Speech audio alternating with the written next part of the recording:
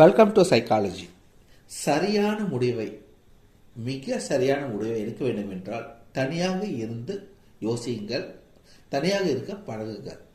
ஆமாம், நீங்கள் எப்பயுமே மற்றவங்க கூட இருந்தீங்கன்னா மற்றவங்களோட சிந்தனையோட தாக்கம் உங்கள் மேலே அதிகமாக இருக்கும். மற்றவங்க பேசுறது, மற்றவங்க நடந்துக்கிறது, அதனுடைய தாக்கம் உங்கள் மேலே அதிகமாக இருக்கும்.